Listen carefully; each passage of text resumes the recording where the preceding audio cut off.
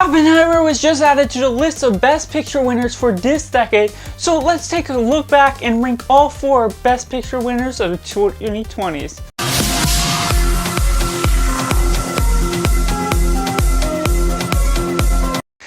Welcome to Cinema, where we focus on a film. I'm Josh, this is Simply Cinema, and yes, we're going to be ranking all of the 2020's Best Picture winners from my least favorite to my favorite. Let me know down in the comments below how you would rank these films, and just in general, if they are your vibe and you think are the right picks for this personal year. And so going right into it, coming in last place we have Nomadland. Now this is a great portrait of nomads, people that are moving from home to home without a really strong place to stay. And so it's a great look into the culture, into this life, working at different jobs, but also always on the move into different places, while also looking at different communities that they establish along the ways. It's an intricate portrait that's really intriguing for its own premise. It isn't particularly fascinating to its fullest extent that makes it an exhilarating experience, but it is a great picture that really is interesting for its own means.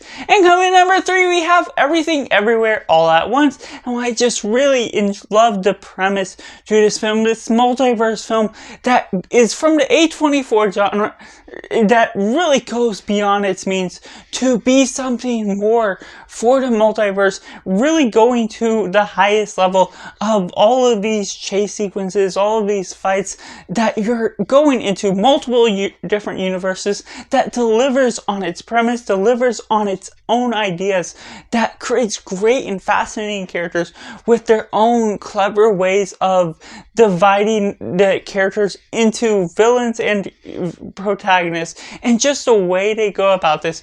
The sequences are exhilarating, and it has so many highs that takes us into so many different roles while still establishing cultural means to great realms. And coming in number 2, we have the recent Oppenheimer. I just highly enjoy the exhilarating experience this film has to bring. What might bring it back slightly is how much heavy dialogue is bearing down on this film. The weight of this film is quite a struggle to get through at times, just into all the technical details of the science, all the laws and everything that's going on, and it's going about 3 different timelines at once.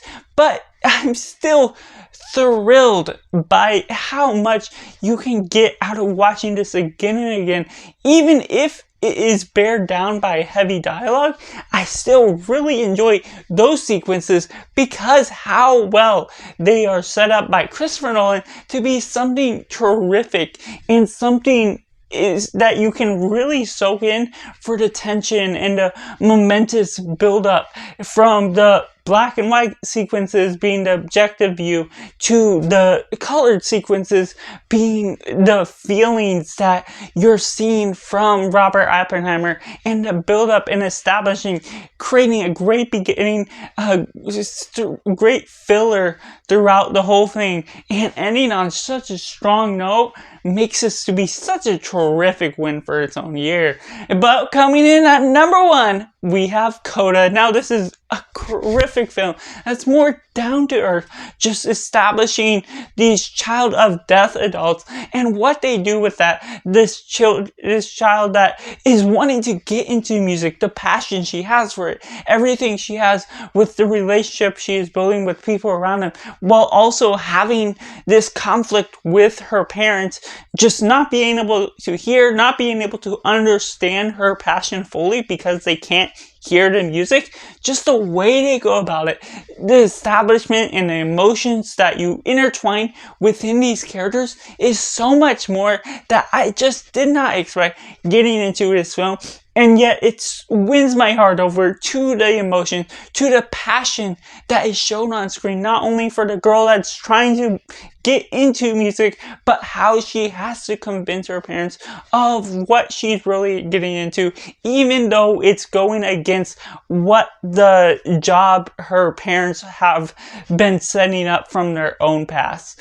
And so that's just all my 2020 Best Picture rankings, going from least favorite to favorite. Let me know down in the comments below how you would rank these films. Did you think all of these films were worth the win, or was any of them snubbed for those particular years. So that's just all. Make sure to like the video, subscribe, help me reach my goal of 500 subscribers here on this channel as we build this film culture community. So that's just all. Thank you for watching. Bye for now.